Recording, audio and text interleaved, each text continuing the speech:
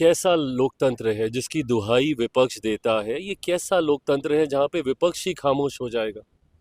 क्या इसके लिए आपको विपक्ष की भूमिका दी गई? अब प्रत्यक्ष को फिर प्रमाण की ज़रूरत कहाँ बची? जब अपनी ही पार्टी के कार्यक्रम में आपके विधायक नहीं पहुंचे तो ये अपने में दर्शाता है कि कुछ ठीक तो नहीं है वहाँ पे। बहरहाल मैं पहले भी इस बात को कह चुका हूँ और जिस तरीके से राजद, कांग्रेस, इनके विधायकों में आपस में आक्रोश है अपने दल को लेकर, अपने गठबंधन को लेकर, ये कहीं ना कहीं अब सतह पे आ रहा है। नमस्कार, न्यूज फॉर नेशन देख रहे हैं आप। मैं हूं आपके साथ धीरज सिंह।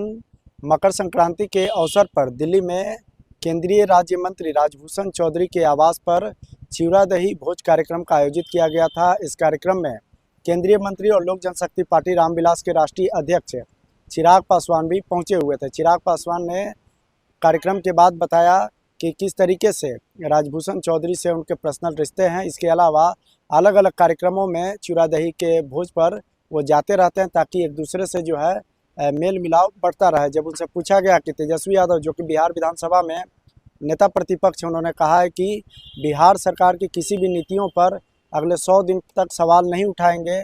इस पर उन्होंने कहा कि लोकतंत्र में नेता प्रतिपक्ष की भूमिका अहम होती है। ऐसे में उन्होंने तेजस्वी यादव की बयान की निंदा की। इसके अलावा अनेक मुद्दों पर क्या कुछ कह रहे हैं केंद्रीय मंत्री चिराग पासवान, छोड़ जाते हैं आपको उनके वीडियो के साथ। मेरा पारिवारिक संबंध है, मैं अपने भाई के यहाँ आया और मैं मानता हूँ कि कुछ दिन ऐसे होते हैं जो राजनीति से परे होते हैं और ये दही चूड़ा का भोज उनमें से ही एक है। मकर संक्रांति, एक नए वर्ष की शुरुआत हम लोग इसको मानते हैं और ऐसे में एक दूसरे के घर जाना, एक दूसरे की खुशियों में एक दूसरे का साथ देना, इस सोच के साथ इसको हम लोग मनाते हैं। बस उम्मीद यही करता हूँ कि जिस भावना के साथ हम लोग इस त्यौहार को मनाते हैं वो धरातल पर उतरे। देशवासी, खास तौर पे मेरे तमाम बिहार के वासी, उन सब के जीवन में खुशियाँ आए, ये साल हर साल से बेहतर सबके लिए साबित हो, ये कामना करता हूँ। कांग्रेस का कोई भी एमएलए नहीं पहुंचा। राजेश राम प्रदेश अध्यक्ष ने कल संक्रांति का भोज दिया था, क्या इंडिकेशन है, क्या इंडिकेट करता है इसका? अब प्रत्यक्ष को फिर प्रमाण की ज़रूरत कहाँ बची? जब अपनी ही पार्टी के कार्यक्रम में आपके विधायक नहीं पहुंचे तो ये अपने में दर्शाता है कि कुछ ठीक तो नहीं है वहाँ पे। बहरहाल मैं पहले भी इस बात को कह चुका हूँ और जिस तरीके से राजद, कांग्रेस, इनके विधायकों में आपस में आक्रोश है अपने दल को लेकर, अपने गठबंधन को लेकर, ये कहीं ना कहीं अब सतह पे आ रहा है।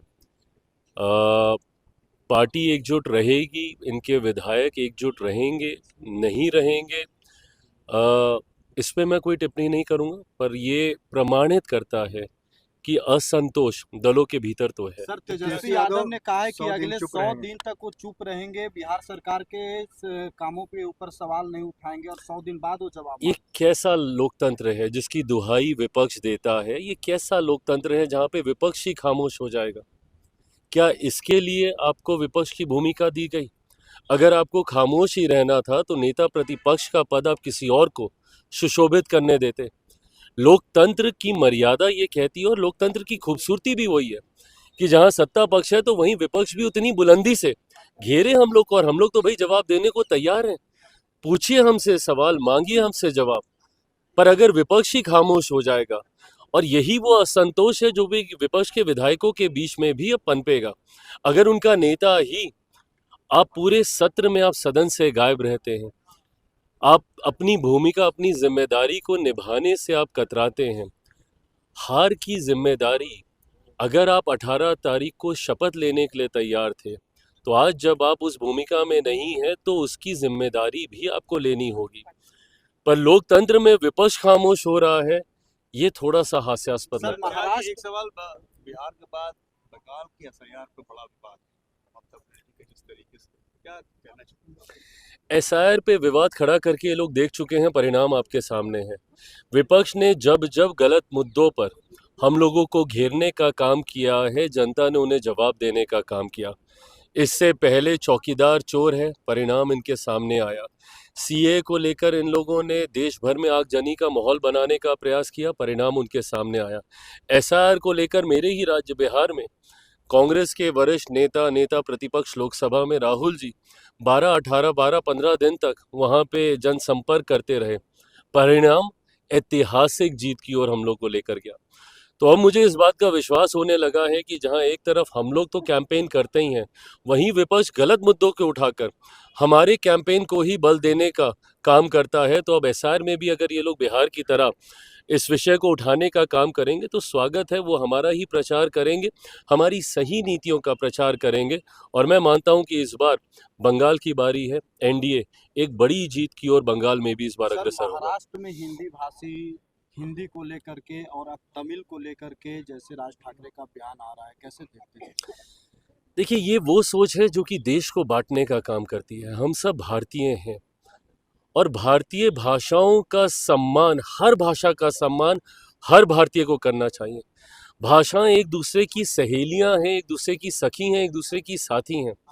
एक दूसरे के साथ मिलकर आगे बढ़ना चाहिए। मैं उस सोच का कतई समर्थन नहीं करता जहां विदेशी भाषा को तो आप अपनाएंगे, अंग्रेजी से आपको एतराज़ नहीं होगा, अंग्रेजी स्कूल में अपने बच्चों को पढ़ने भेजेंगे, विदेशों में अपने बच्चों को पढ़ने भेजेंगे, पर भारतीय भाषाओं को अपनाने में आपको एतराज़ होगा। विदेशी भाषा को आप दूसरी भाषा के तौर पे आप मान्यता दे देंगे, पर किसी दूसरी भारतीय भाषा को आप इस्तेमाल करने की इजाज़त से आप परहेज़ करेंगे, ये गलत सोच है। देश को कितना बांटेंगे, धर्म के नाम पर, क्षेत्र के नाम पर, जाति के नाम पर और अब भाषा के नाम पर। ये बांटने की सोच नहीं, समावेश की सोच वाली हम लोग की सरकार है। सबका साथ, सबका विकास। Thank you sir. Thank you भाई।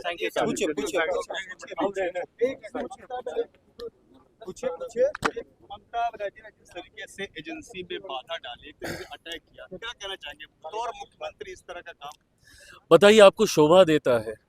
और इतनी क्या किस बात की बेचैनी कि आप स्वयं वहां पहुंच जाती हैं, आप एजेंसीज के सामने आप स्वयं खड़ी हो जाती हैं। बल्कि आपको तो डंके की चोट पे कहना चाहिए कि निकाल के दिखाइए क्या गलत किया है मैंने। अगर आप इतनी ही ईमानदार हैं, अगर कुछ छुपाने को नहीं है, तो फिर ये घबराहट किस बात की, इतनी बेचैनी किस बात की? इसका मतलब दाल में कहीं ना कहीं कुछ तो कुछ ना काला है ही ना, कि आप स्वयं पहुंच जाती हैं मुख्यमंत्री होने के नाते। ऐसे में कहीं ना कहीं आप अपनी छवि के ऊपर आप लोगों को प्रश्न उठाने का आप मौका दे रही हैं। मुख्यमंत्री के पद को ये शोभा नहीं देता जिस तरीके की भूमिका ये निभा रही हैं। Thank you sir.